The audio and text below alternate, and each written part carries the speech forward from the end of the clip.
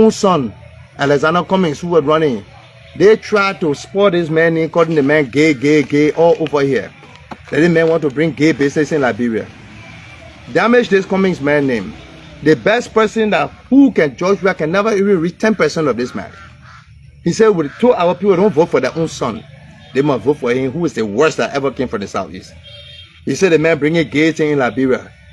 But guess what? They're not Cummings who signed a document to bring gay, to legalize gay. And George Weah who signed it. By the fruits, we shall know who they are.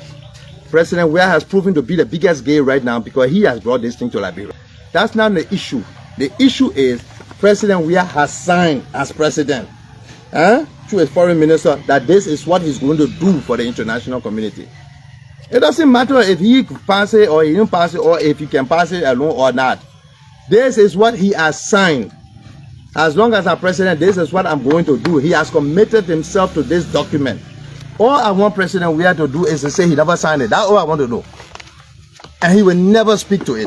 Why? God alone knows. He knows that if he speaks to this, then they'll be telling the entire CDC, don't answer Senator Balu. Don't answer Ambassador Balu. Because they know if they answer her, they will not get vote from the traditional people. They will not get vote from the Christian community. They will not get vote from the Muslim community. That's why they will not answer.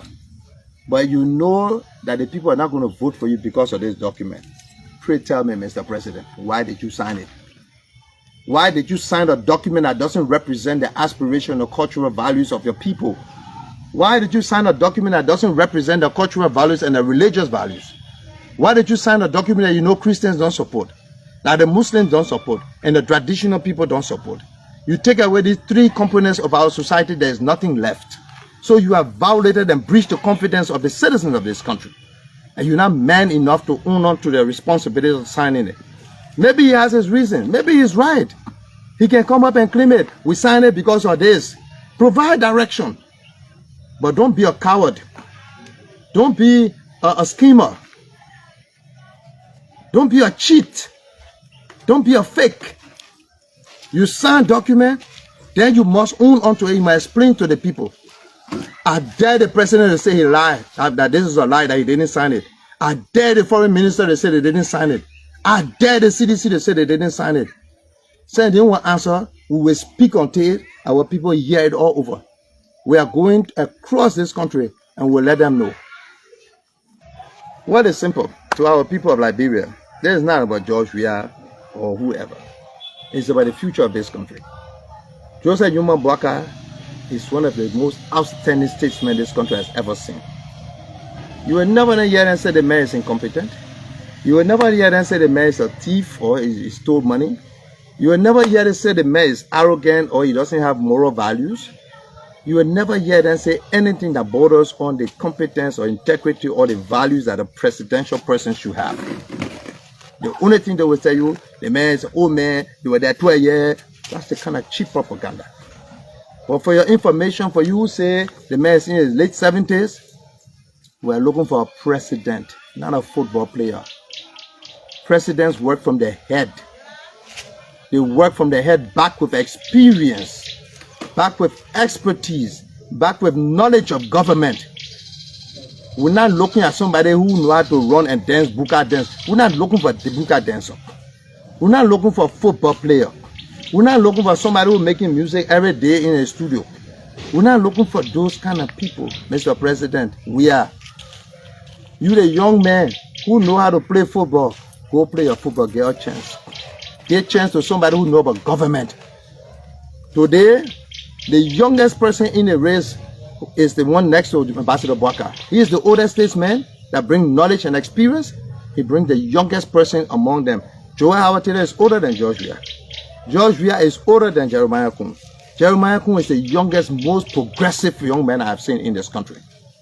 He is a very intelligent, humble, respectful person with his own moral rectitude that I have seen so far. You understand me? This is a man who's been on his own from the time he was 13 years old, made himself into a successful businessman, career businessman, professional politician, statesman, a leader, elected twice by his people, brought upon by the most astute statesman to be his vice president. Vice President Boakai, our next president, didn't make a mistake. I had a chance to assess Senator Kung, and I'm most impressed with what I've seen. He is a man with a sound understanding of the economy. He is a man with a sound understanding of the body politics. Unless George Weah, who never worked before in his life, who never did any business before that he can point to, who never did anything other than play football and have jolly fun time in his play. That's why he's having a nightclub. That's why he's playing football. That's why he doesn't speak to the issues. That's why he can't discuss anything about macro economy or macro economy. That's why he can't dictate anything. You sit on a platform, you talk, look at men come and say, you think we have the government that will make school go in bottle? How dare the president speak or comments of that?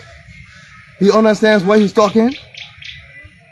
He understands, he thinks that he is anybody to compare with any of the presidential candidates. President Weah has been the least for any of those presidential candidates. Every one of those people were by far more educated, more experienced, and more knowledgeable, and with greater moral and ethical values. We have experienced the worst that our country has ever seen in our George Weah CDC government. It's time for them to go. We hold them accountable, put our country back on track by bringing Joseph Yuma Boakai and Senator Jeremiah Kwan with the rescue team and save this country. Sir? I did a post, and I don't want to dignify this. You know, it's like you have a used battery. Somebody take your old battery and chunk it away. You take that battery, you put it in your car. What good is that to you? It shows to the level of desperation, how desperate George Weah is. He is so desperate that he's prepared to take the man who has insulted him, his mother, himself, his father, his entire generation, repeatedly for 4 years. He is so desperate that he's prepared to fake a relationship with somebody who has no more value to the society. He has lost value with the CDC, he has lost value with the rescue mission, he has lost value with the conscience of people of the society. I'm not worrying about Costa. A Costa will always be a Costa, and more like the likes of him. A Ure will be like that, the Minipeka then will be like that, the rest of these other people will be like that. Look at these people who are gravitating towards him, even the Isaac Jackson and all these people. Look, I'm too focused on what is before us. The truth is on our side. Can any one of these, you see, one thing these guys have in common is that they have the ability to speak, to communicate. But the ability to speak and communicate doesn't afford unto yourself honorable attributes such as integrity. It doesn't afford unto yourself values, you understand, of honesty, objectivity, patriotism. Those you can buy. You can impose it on yourself because it is not demanded, it is earned. And so far, all of these people gravitating to them don't have these things because they have not earned it from the Liberian people. They fooled the Liberian people for some time and they have lost it. And George Weah so desperate that he can sit down with Costa.